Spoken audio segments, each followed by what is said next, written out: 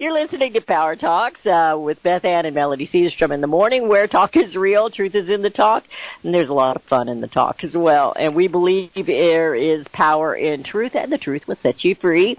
And I was buzzing around yesterday, so they're kind of teasing me because I'm finally home for I'm finally back in the saddle, so to speak. And we say good morning, Melody. Good morning, listeners.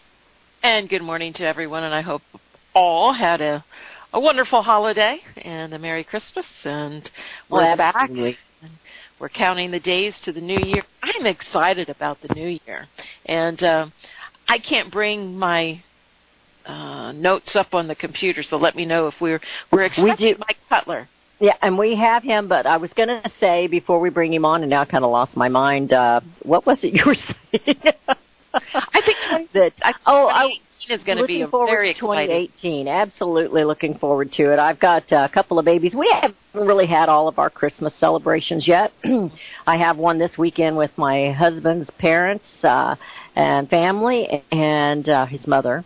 And then the next weekend with all of my kiddos and grandchildren, and then the next weekend with the Sumter side. So we're just dragging it out all through January.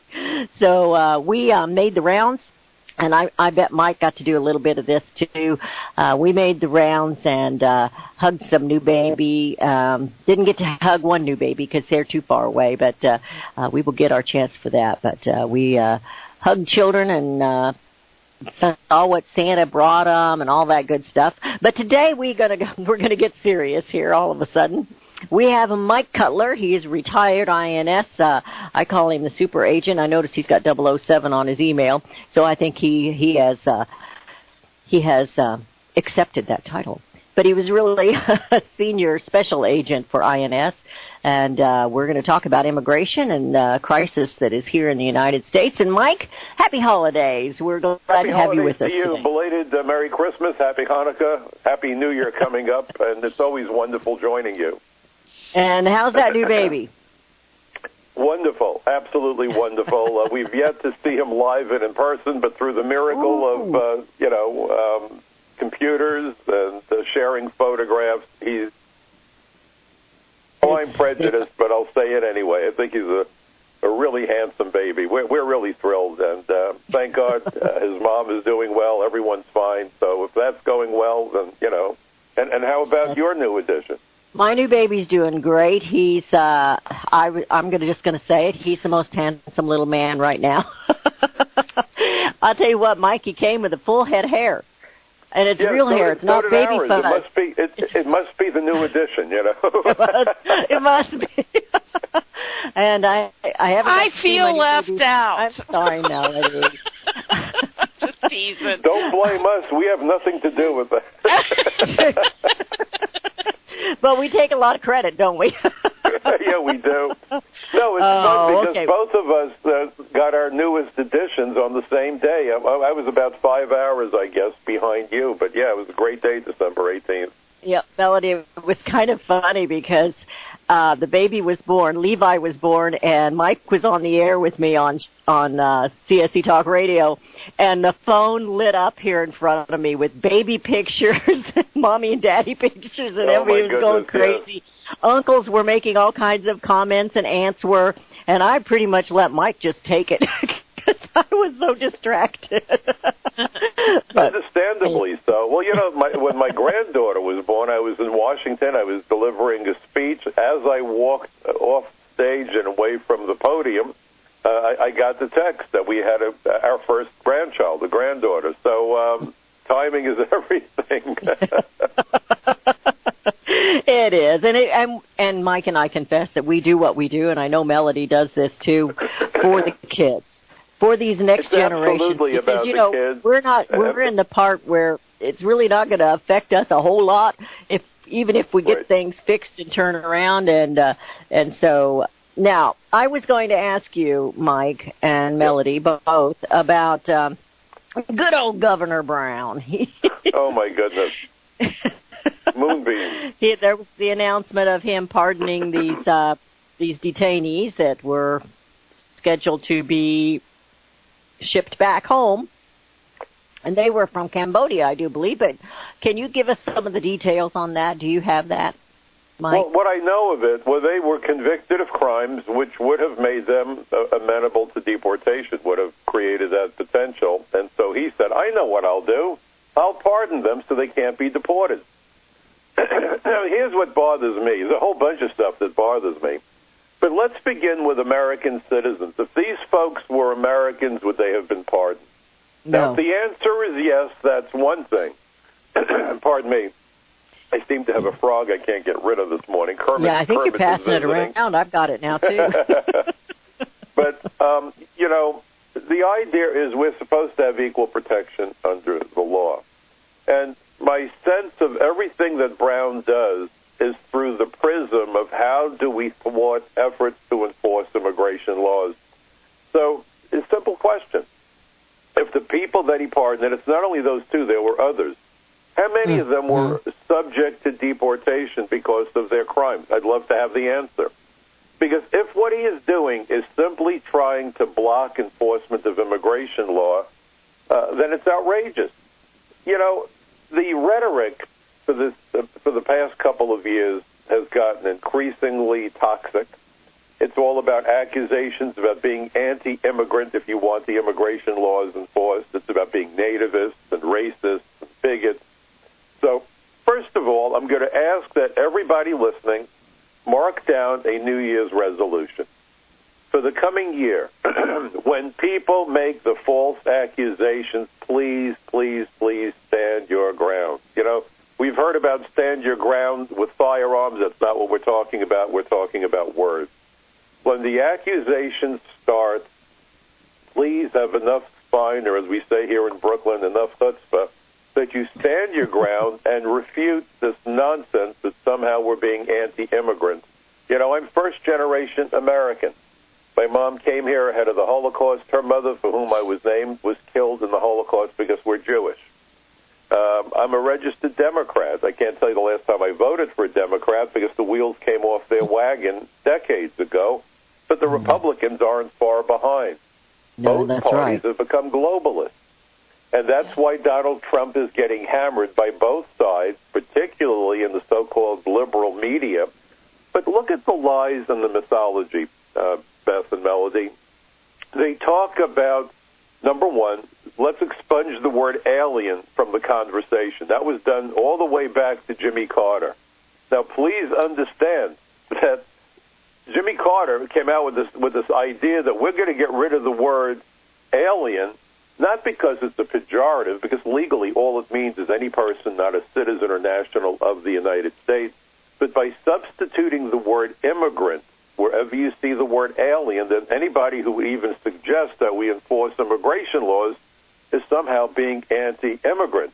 And because we are a nation of immigrants, then somehow you are anti-American and xenophobic. And we see it even in the so-called conservative media when they bring in these pollsters. And immediately the mythology is, well, if the president wants to appeal to the Latino voter, as though somehow Americans who are of Latino ethnicity are different from all other Americans. So let me tell you, anybody who thinks that Americans who, based on their ethnicity, race, religion, whatever, are different from other Americans, by definition, is a racist. All Americans want the same things, essentially, if we're rational and honest. We want the military to keep America's enemies as far from our shores as possible, and we have no shortage of enemies. You've got Iran, you've got North Korea, certainly Russia. That's a very complicated relationship, as is our relationship with China. But these are actually adversarial relationships with some cutouts where it's mutually beneficial, we think and we hope, okay?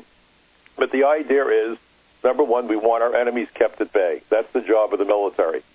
It's also the job of DHS, Department of Homeland Security. That's why they called it the DHS in the wake of 9/11. You know, I provided testimony not only to a bunch of congressional hearings in the House and Senate, but to the 9/11 Commission. DHS was created in response to the 9/11 Commission. And, you know, I do a lot of writing. One of the places I do a lot of writing for these days is Front Page Magazine, frontpagemag.com.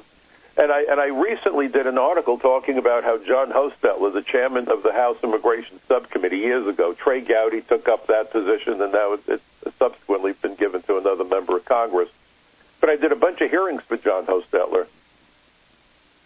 But he went after President Bush for the way that he put together DHS, because as he put it during one of the hearings where I sat right there and listened, and I was testifying there as well, because he said that the way that they created DHS undermined border security and the enforcement of the immigration laws, which according to the 9/11 Commission were where the failures occurred that enabled the terrorists to enter the United States and then embed themselves. But both parties that have done this.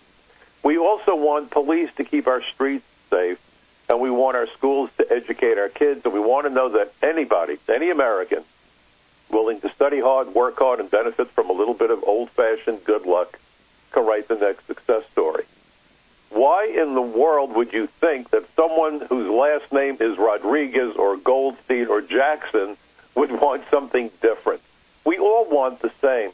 So we've got to push back against the bigotry, the divide and conquer strategy that has been foisted on us. We see it all the time, these fake polls and the fake stories. And you know, when I travel around the country, and I've been everywhere, I can't tell you what an incredible journey it's been. And if anyone knows of opportunities, speaking events, you can reach me through Beth Ann, or you can reach me through my website, michaelcutler.net, michaelcutler.net. But I will tell you how often people whose last name is Rodriguez, Ramirez, Sanchez, Garcia come up to me and they say, you know, Mr. Cutler, one of the things that angers me most is when people start to talk about Latino voters as though we're somehow different. I said, don't feel badly. They do it with black voters and Jewish voters and Christian voters. We've got these pollsters slicing and dicing America up into little cubby holes that they want to stick us in. And the only kind of demographics that are reasonable in my Cutler world, if you want to talk about age, sure, the person that's retiring has different goals and concerns than somebody who's in school or somebody who's in the midpoint of their careers. You want to talk about people who live in the cities versus the people who live on the farms? I agree. You want to talk about socioeconomic standing? That makes sense. The very wealthy have different concerns than people that are struggling, living paycheck to paycheck. But when we start to divide ourselves up by race, religion, ethnicity, that sort of nonsense, that's un-American. I hope I make sense to you folks. So what I really want is for Americans to stand their ground. Don't be, wusses about this. When you hear the accusations, please make it clear. This is about being pro-enforcement, not anti-immigrant. And by the way, we don't need to shelter and shield immigrants from immigration authorities, which is the message that Brown has been delivering. We're going to protect the immigrants from mean immigration people. It's immigration officers who admit the immigrants legally into the country. And every year we admit roughly 1 million lawful immigrants. That's more than the rest of the world combined. So how in the world do you need to shelter immigrants from the people that let them in? Yeah. I want to remind the listeners about the hypocrisy of Governor Brown, because when we were in the Vietnam War, we pulled out, and the refugees that were coming in here, he was adamantly against allowing any of those refugees safe haven here in the United States. He and Joe Biden, they were adamantly against it. And now all of a sudden they're the immigrants' friend. Well, and look at Harry Reid. Harry Reid stood on the floor of the Senate about 15 years ago. There's a video floating around. And he said that it was an act of sheer insanity to give anything whatsoever to somebody who was illegally present in the United States. We're going to go to a break on that one because we are headed that way. 717-300-1218 is the number to call. That's 717-300-1218. You're listening to Power Talks with Melody and Beth Ann in the morning, and we have Mike Cutler with us today, and the topic is immigration, and we will be right back. Hear it first on FirstAmendmentRadio.com and FirstAmendmentRadio.net. Gold and silver is tremendously undervalued. Global demand vastly exceeds mine supply by more than 60% annually. There is little in the financial world more certain than a coming explosion in the prices of gold and silver. The U.S. dollar continues to lose value and respect as the world's reserve currency. Our nation faces challenges on many fronts, and a day doesn't pass without another economist bringing forth warnings of impending economic calamity. There has never been a better time than right now to acquire physical gold and silver. Discount Gold and Silver Trading was founded on the principles of truth and honesty. We believe in providing a quality product, quality service, and most importantly, competitive pricing. We provide all forms of precious metals, including American gold, silver, platinum, and rare investment and circulated coins. Silver bars, rounds, and 90% silver bags are on hand for the silver investor. Gold self-directed IRAs are available. Call Discount Gold and Silver Trading at 1-800-375-4188. Toll free, that's 1-800-375-4188. Visit crosstheborder.org,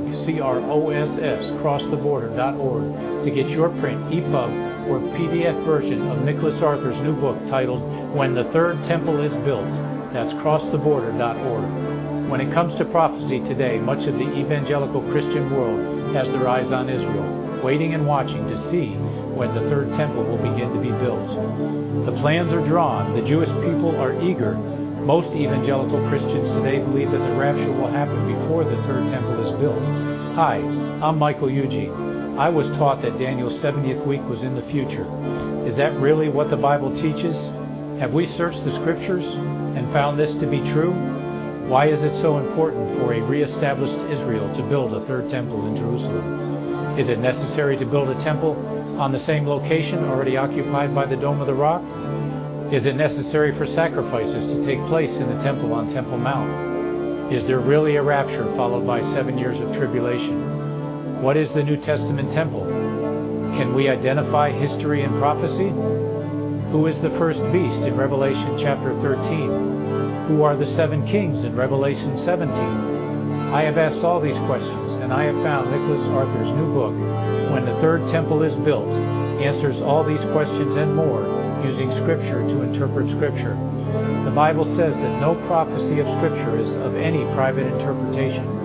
Nicholas shows us in his new book, When the Third Temple is Built, how the Bible interprets prophecy and not man's private interpretation.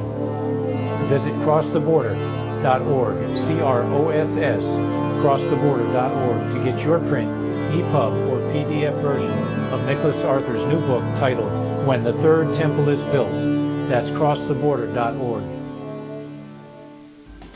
Years ahead of the dominant media, FirstAmendmentRadio.com and FirstAmendmentRadio.net.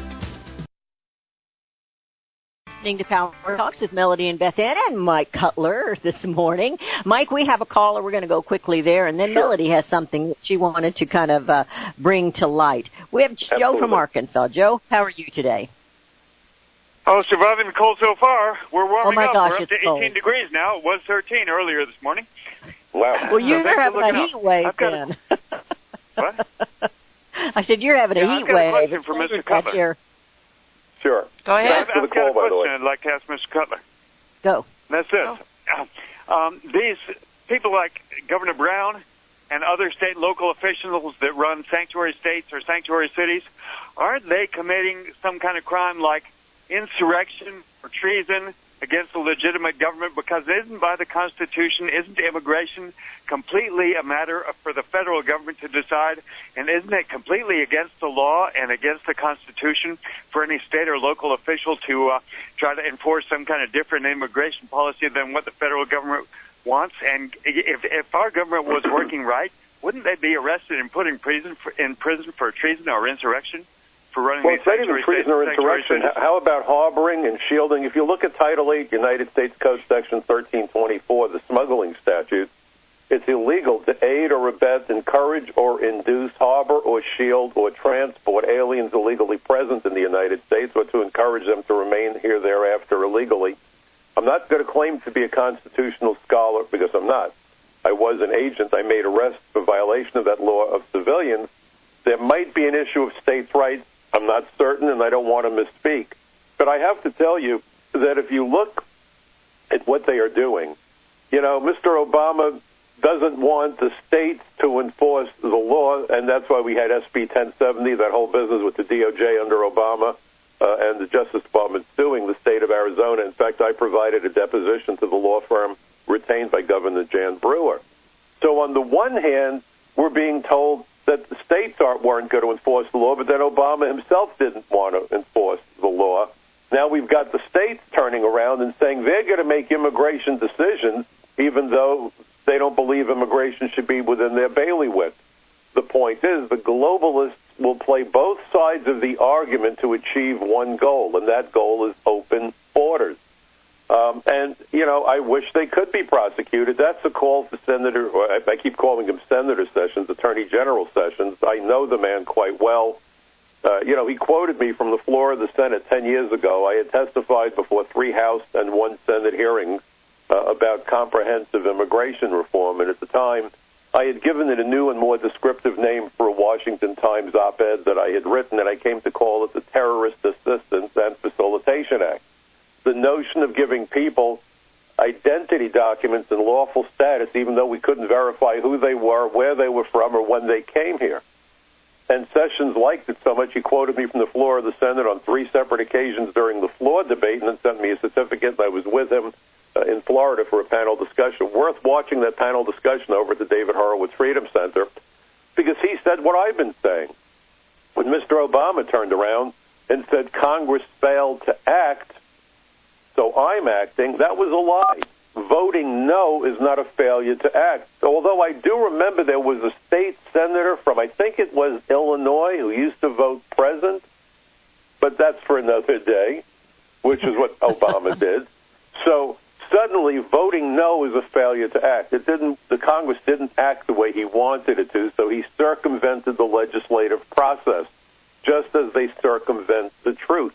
By the way, I started out by saying this business about the word alien and how we've been warned, don't dare use it, it's a terrible word. Everyone seems to have forgotten when we hear about the Dreamers that the DREAM Act was an acronym. And here is what the words are in that acronym, DREAM Act. You'll find this remarkable if you're not aware of it.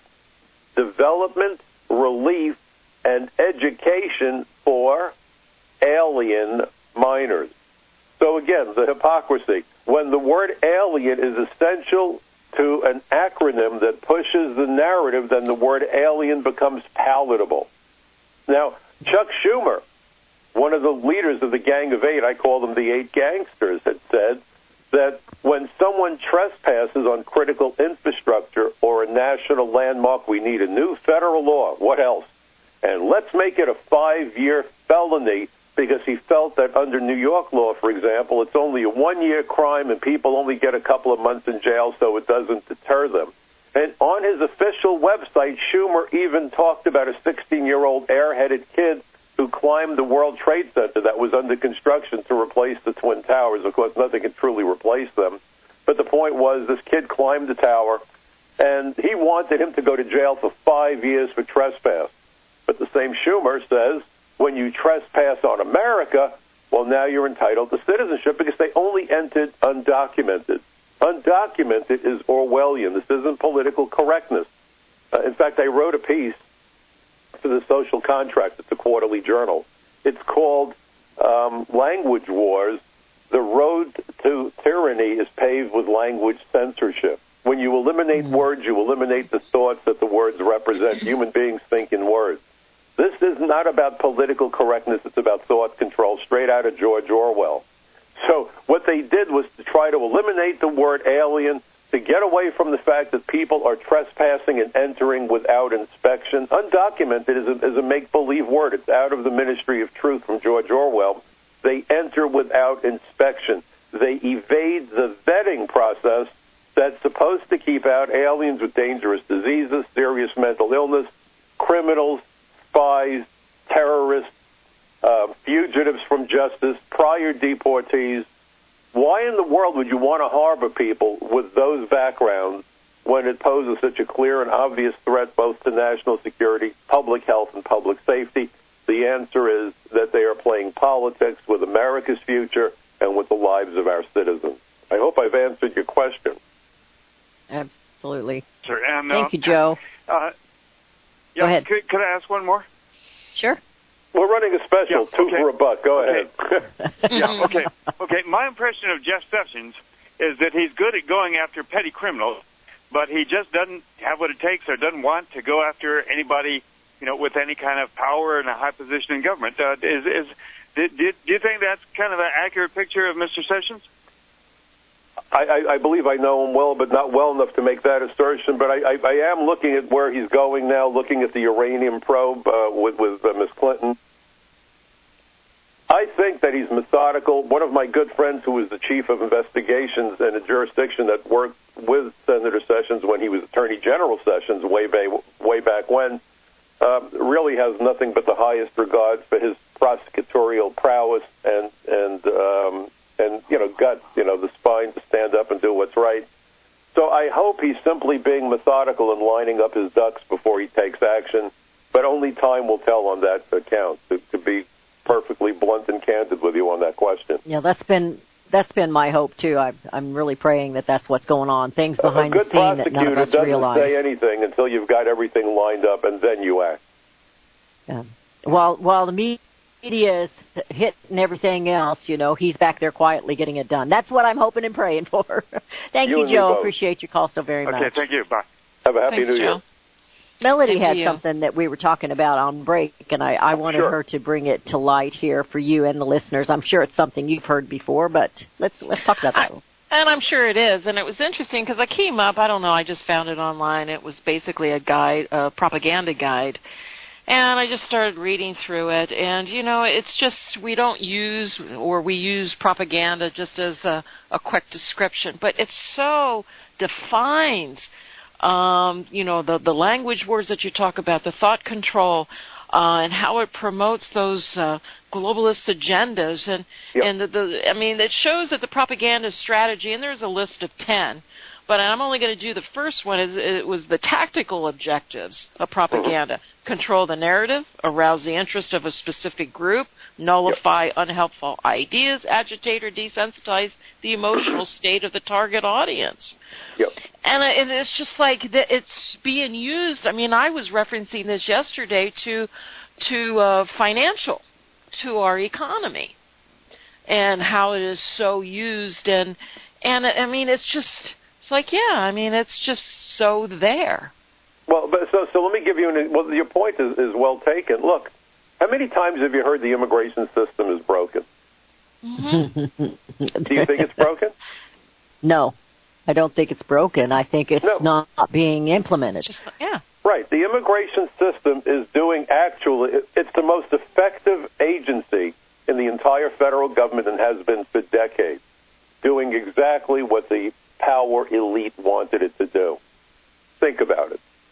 We went to the moon 45 years ago with primitive technology. When you watch Apollo 13, I was going to be an aerospace engineer. I had the privilege of meeting Gene Kranz and Jim Lovell and a whole bunch of the astronauts. I mean, that was really primitive technology. By the way, great movie to see, Hidden Figures, and you look at these black ladies and what they went through to get opportunities and recognition. And now we're, of course, importing foreign workers from India and elsewhere, and that's destroying American jobs for American workers and highly skilled jobs. We're not just talking about illegal aliens. It's at all strata. It's anti-American. This is America bashing by our own leaders. Oh, Americans won't do those jobs. Oh, Americans lack the skills. If we don't import those brilliant foreign workers, America will fall apart. Think about that. We've had company after company fire tens of thousands of computer programmers. My first wife, may she rest in peace, had her MBA in computer science. I knew so many programmers, brilliant, talented, hardworking, dedicated, phone calls at 3 a.m. because data rooms are running 24/7. And suddenly they get fired, and people like Gates go before Congress and say, oh, we have a shortage of workers. Yes, you just fired 50,000 of them. Of course you have a shortage. You see, it's all engineered and designed. Ronald Reagan was no better. I know conservatives loved Reagan. I couldn't stand the guy. None of us at INS could, because of what he did, not only with the amnesty, but he turned around and said, you cannot share amnesty files with anybody. Then they softened it and said, get a court order. So according to what Reagan saddled us with, if an FBI agent came running into my office and said, Mike, we've got a guy with 2 atom bombs in the back of a truck. We need his photograph. And if I went through the immigration material, if he was naturalized, I could give him the picture out of the naturalization file. If he was arrested as an illegal alien, we could do that. If he had a green card, I could do that. But if the only place I had a photo was the amnesty file, if I provided one word out of the amnesty file to anyone, including the FBI or homicide detectives, without a court order, I was committing a 5-year felony. Why? It was an open invitation to fraud. And in fact, a couple of these bums who participated in the 93 World Trade Center bombing that killed 6 people, injured more than 1,000, that inflicted $500 million in damages, almost brought the tower down sideways. I don't even want to imagine what the casualty count would have been. Yeah.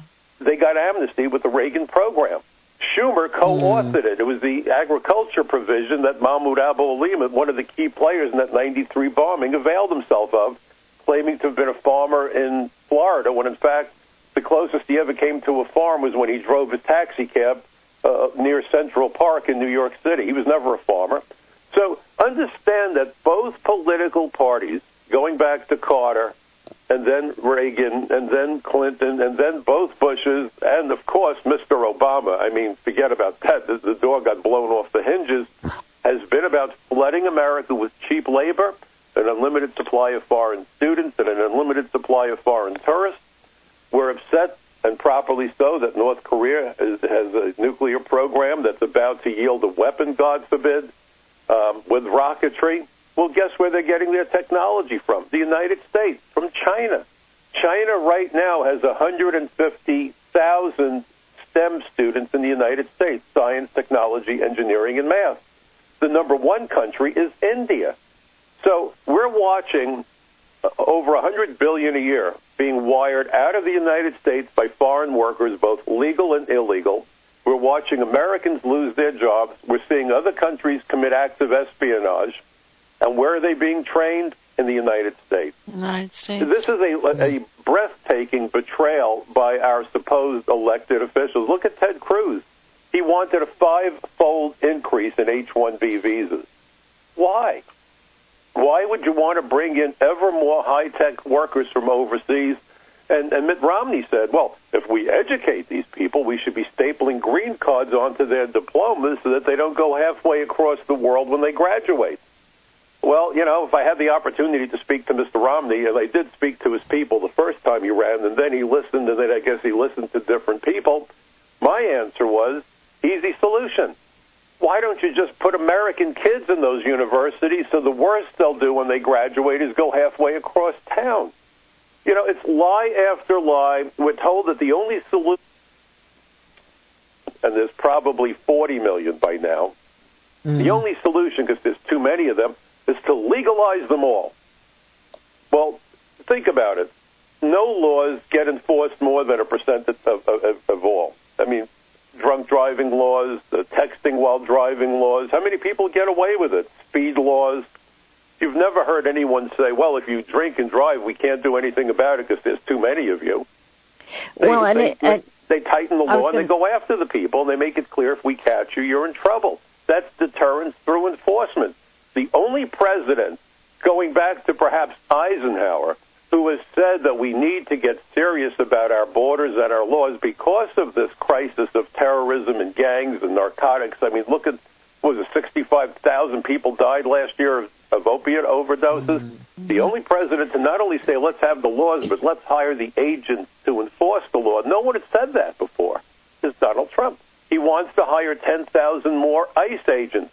And I can tell you that the Republicans are having a cow along with their friends on the other side of the aisle. That half of those fights you see them engage in are nothing more, in my judgment, than what we saw with tag team wrestling when I was a kid growing up, and they spray ketchup on each other, and you believe it's blood.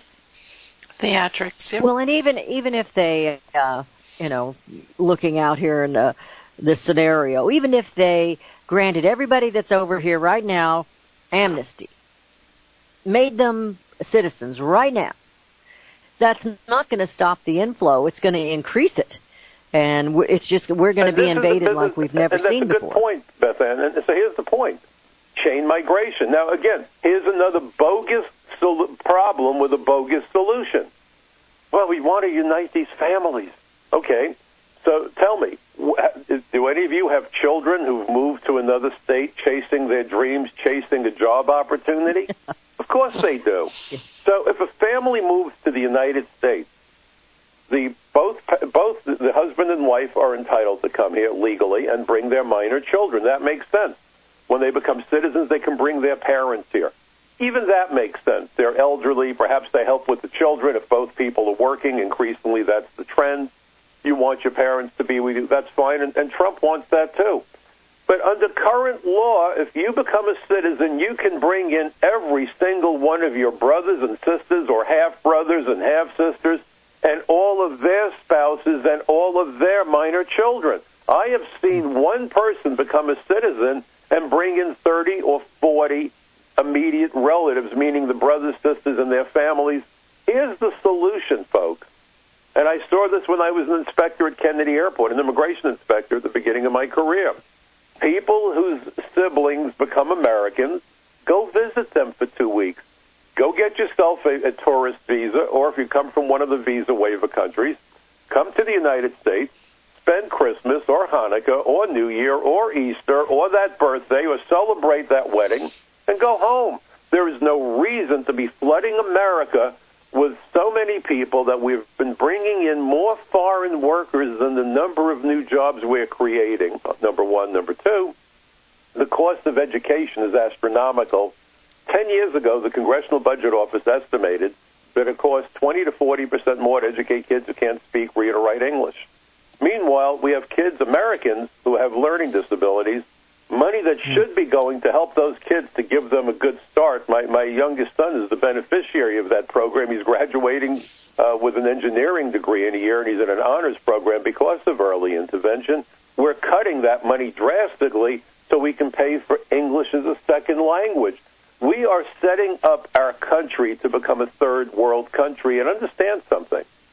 When you bring in lots and lots of workers from third world countries, and that's who we are importing by the boatload right now, they bring with them expectations of wages and working conditions commensurate with the third world.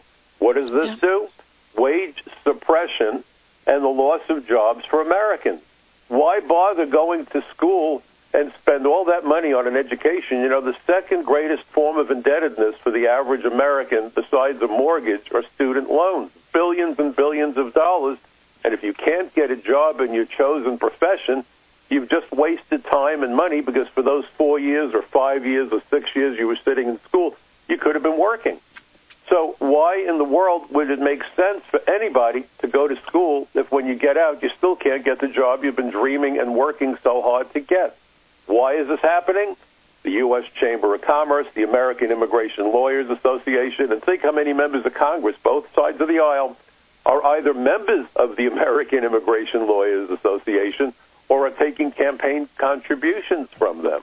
So everyone's making out like a bandit with the exception of the average American. But who's going to defy these multinational corporations? We the people. And we did it when we elected Donald Trump. You see, the American people need to wake up and stop being intimidated. You know, there was just a story that mortified me. I was a scrawny kid. I used to get beat up every other week. It was awful because I don't care about sports. I think it's a total waste of time. I'd rather watch grass grow than a football game, even before this nonsense with kneeling instead of standing. My heroes were astronauts and test pilots. I got letters from Shepard and Grissom. I wouldn't trade them for any sports memorabilia. But I would get beat up because I was the science guy. And you know how kids can be. My dad, who was a construction worker, said, Mike, you got to go to a gym, you got to work out, you got to learn how to box, you got to learn how to handle yourself, because one day you got to wake up, I won't be here, what do you plan to do? Tragically, I lost him to lung cancer when I was 19. He was 57 because he worked in the Navy shipyards during the Second World War. I learned to defend myself. Well, yesterday or 2 days ago, there was a story about how a kid with ADD was getting picked on, getting all these horrible texts with four-letter language and bullied and bullied and bullied, and finally some kid came over to him and punched him in the face. Then he punched back, and he got suspended. This is not the America that I grew up in as a kid. We are teaching Americans, don't you dare defend yourself. Shut up, sit down, and do as you're told. And if you're in trouble, hope somebody might help you. Is that how America became America? Yeah, don't reply. Have I lost my mind, ladies? You see, what we have done is turned America into a wuss nation. You have people that are afraid to speak their mind because they might offend somebody. I love offending people. I'm proud of my friends and my enemies because I believe I've gained them all for the right reasons. At some point, Americans need to stand their ground, and I'm not talking violently, but with logic, with words. Educate yourself. Learn what's being... The person that gets this notice, and I always marvel at the stupidity of some Americans. H.L. Mencken said, no one ever went broke underestimating the intelligence of the average American. He was probably right. But how many people fall victim? Congratulations, you've just won the $5 million lottery. And people get all excited because they got the email and they tell them, send us a check for $5,000 to this address to pay the taxes and costs, and we'll send you your check. So they immediately tap into their life savings, and they send $5,000, and guess what? They never get anything. And they wonder how it could have happened. Well, start asking some questions.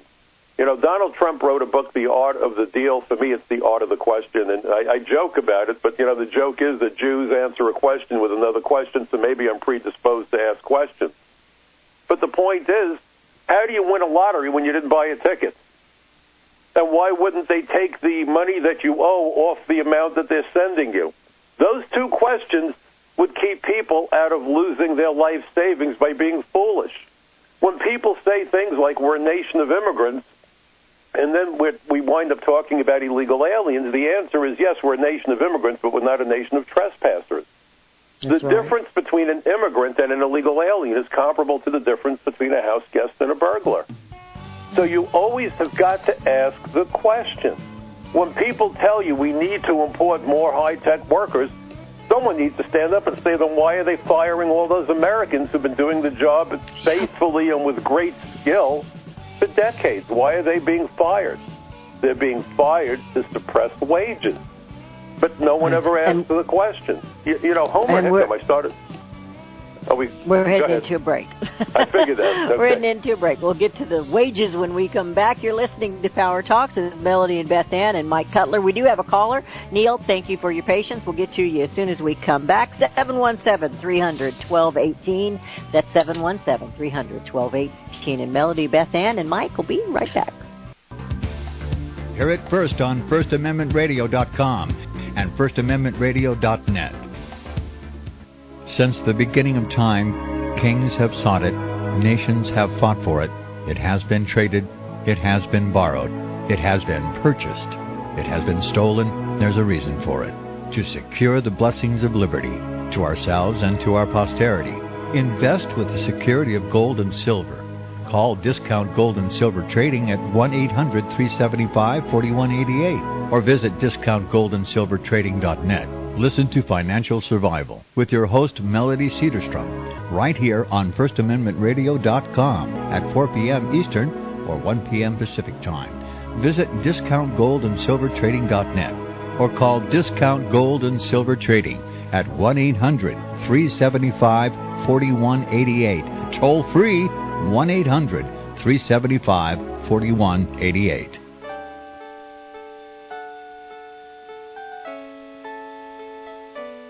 The program you are listening to is 100% sponsored by you, the listener, on this First Amendment Rights Media channel.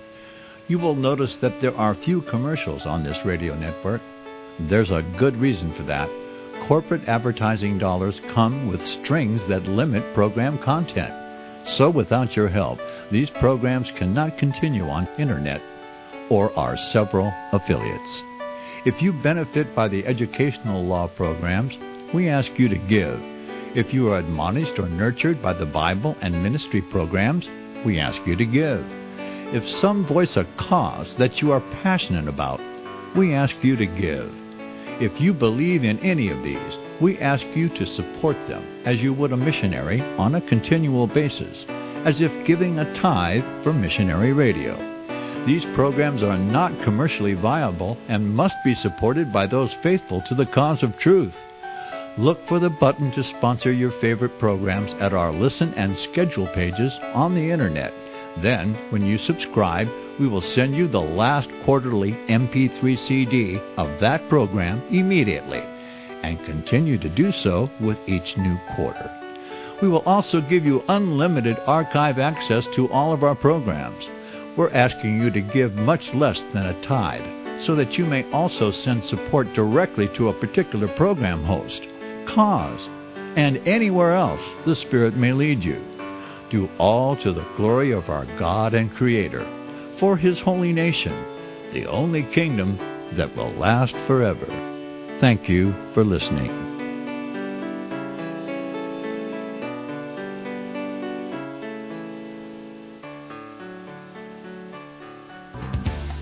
Hear it first on FirstAmendmentRadio.com and FirstAmendmentRadio.net. Final segment of today's show, we have Neil. Before we go to Neil, I want to let our listeners know that tomorrow we're going to, Melanie and I decided this just during the break, and Mike inspired us. We're going to have a resolutions show tomorrow, so have your New Year's resolutions ready and give us a call. Melody said nobody's allowed to say lose weight. That's not a good one. So be creative. Be creative with your New Year's resolutions and give us a call tomorrow on that. We're going to go to Neil. Neil from Missouri. Neil, how are you today? Oh, just trying to stay warm in this cold snap. It is cold, isn't it? Oh, now, yeah. Neil, it is winter. It is winter. Right. Hey, the days are getting longer. It's going to get colder this week as well. Mm-hmm. Yes, it is. But I was calling about this immigration issue, of course, and it seems that if people would call these people what they are, instead of putting all these other appellations on them, just say what they are. They're invaders. Okay? That's what these people are. These people are not illegal. They're illegal immigrants. That's what makes them. They're illegal invaders is what they are. Right? When you say alien, most people think little green men from Mars. So quit calling them aliens. They are invaders. Now, the first thing they taught us in military science class was the only way to win a war is to control the real estate. And the only way you can control real estate is boots on the ground. That's why these globalists are bringing all these millions of invaders into our country to control the real estate. So, I think it would wake more people up. We just simply call these people what they are. They're invaders. Doesn't matter what country they're from. If they're here illegally, they are an invader. And, I've said before, if they had combat boots and camouflage on, everybody would be in an uproar. I'm going to turn it over to Mike. We lost more people. 9/11, we lost more people to those 19 hijackers that we lost at Pearl Harbor on December 7th, 1941. And by the way, the death toll continues. There was a New York City police captain, Douglas, I believe his name was Greenberg. I might be mistaken about his last name. He was the captain who led the searchers who were going through what came to be known as the pile, looking for survivors and then for human remains. He wound up with a terrible form of cancer. He ultimately took his life about a week ago because he couldn't take the pain and suffering. And many more people are still dying. So after that, why is it that you almost never hear any reference made to the 9/11 Commission report? Think about that. Well, it's in the past, Mike. Let it go. Sure, let it go. I mean, how many more terror attacks have we seen both here in America and overseas? And each time, with few exceptions, it involved an individual who entered a country, embedded himself or herself, and then waited for the moment to carry out an attack. And then we hear the language, well, they're homegrown. Well, you're not homegrown unless you were born here. Becoming a naturalized citizen doesn't confer homegrown status on you. But again, the goal is clear. It's to obfuscate the truth, and please don't refer to it as political correctness. Political correctness is about being polite. There's nothing polite about George Orwell language, newspeak. So please, let's not make that mistake of calling it political correctness. It is Orwellian. All right. What do you think of that? Thank you, Neil. And Neil always has a lot to, he's just spot on. You've got to call it what it is. Thank you, Neil. I appreciate it. Stay warm. It's 0 here. Well, actually, it hit 5 or 6 degrees right now. So we're a balmy 20 here in New York City today. What's that? We're a balmy 20 degrees in New York City today. We're going down to 0 tonight. A tropical heat wave. Yeah, right. Well, your New Year's resolution was for everybody to stand their ground. Yep. What's the best way for us to do that? I like to throw out that number for D.C. switchboard, which is 202-224-3121. And, let people have that on speed dial. But you have to bring ammunition to the battle. And fact, Beth Ann, are the ammunition. It's so easy. You know, when I listen to people debate, they'll say, well, I've heard and they say. Those aren't sources of information. It's easy to be hoodwinked. Just like when we heard this nonsense, we're going to secure the border and then we're going to do whatever. No, that's not the case. We're a country of 50 border states. We have illegal aliens coming in through international airports across the Canadian border. We've got 95,000 miles of coastline. So understand, interior enforcement is critical. And it's not just about arresting illegal aliens. It's about going after people who commit fraud, whether it's marriage fraud, concealing their identities, concealing criminal backgrounds, concealing affiliations with terrorist organizations, getting pretend jobs that don't exist just as a way of coming to America and then getting lost. So we really have to restore integrity to the immigration system. But step one is that you have to be armed with the facts so that you're not misled by the politicians, who are very good con artists. Because their job is to convince you that they're giving you what you want, when in reality they have no intentions of giving you what you want. They just create the illusion that they're giving you what you want. The best way to prevent that, become aware of the strategies. I write for a bunch of websites. I write for FrontPageMag.com. I write for The Social Contract. I've got articles up on capsweb.org. The easiest thing, go to my own website, Cutler.net. But please get the facts. Do some reading. I know people have ADD these days. We don't like to do a lot of reading. You have to do your homework. But then please be certain to share the information with as many people as possible. I call it my bucket brigade of truth. Because really, there's no joy in ignorance. Ignorance is not bliss. It's dangerous. Yes. And then hold the politicians accountable. You know, we go to a restaurant, we're very specific about the food that we want to eat, the way we want it prepared, and if we're not happy, we send it back, and if that doesn't work, we leave. We need to treat our politicians no differently. They were elected to represent us. That is their job. But to be fair, they can't represent you if they don't know what you expect. So we have to be crystal clear. I think hold them accountable. I can't talk. Hold them accountable and push them in the corner. You know, but you have to have the facts before you can do that. Figured this out. You got to back them in the corner. You got to tell them, listen, why would we want to increase our immigration by 500%? If we've got a problem with uneducated people here in America, we need to address that. Well, let me ask you a question, Beth Ann. But do you believe that if you have a hole in the bottom of your boat, the solution is to drill more holes to let the water out? I mean, that's the kind of arguments they're using. Swiss cheese, that'll do it. Right? Absolutely. But they make it, they schmooze it over, and they want us to, it's a humanitarian thing to do. It's this, it's that. Well, when is it going to be humanitarian to take care of our own? Well, the fact that 1 in 4 American children now live below the poverty line, the fact that last year 65,000 people died of opiate overdoses, and by the way, why aren't there any commercials on TV warning people about the use of opiates the way we have about cigarette smoking? Mm. Think about that.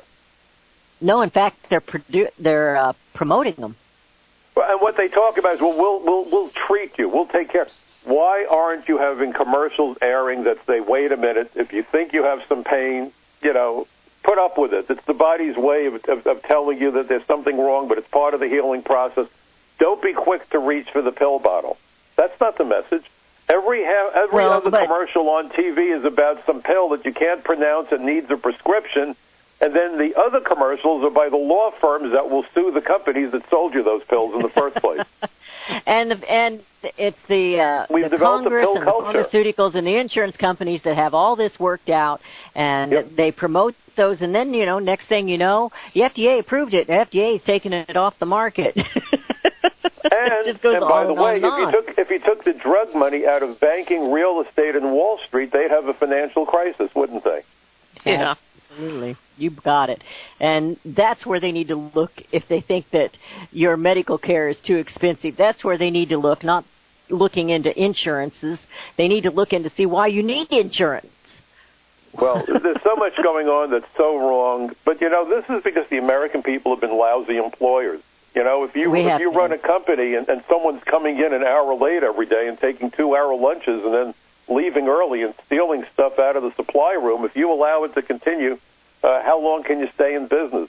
Isn't that what's been happening to America increasingly over the years, because we have disengaged and we kind of throw up our hands and say, well, what are you going to do? They're all bad. How did we allow that to happen? Or it's somebody you didn't hire and they fault. come in and demand a paycheck. People, I was here and they I looked me. at your trash. I get a paycheck. Right. You see? Yeah. So we really need to make the politicians accountable. But we also have to understand what's going on. And, civil servants aren't the enemy. I know conservatives love to say, let's get rid of the civil servants. Most civil servants want to do the job. It's the leadership. There's a wonderful Yiddish expression that when the fish goes bad, it smells from the head. So we need to be mindful who we're putting into positions of authority, and this is on the city level, the state level, the federal level. If they're not representing us, fire them. That's what the elections are about, folks. And make sure that you're on the phone and that they know your voice, whether it's City Hall or the state capitol or your representative in Washington. Let them know that we're paying attention and that we're not as stupid as they hope we are. And we're not firing you, but we're out of time. Well, thank you so much for having me. Thank you, I Mike. wish everybody a happy, Michael. healthy, peaceful New Year, and I look forward to seeing you next year. All right, thank you. Happy New Year, Melody. We're going to be back tomorrow, though, with a special call-in show for your New Year's resolution. Melody, you have a great afternoon. You too. Thank you. Bye-bye.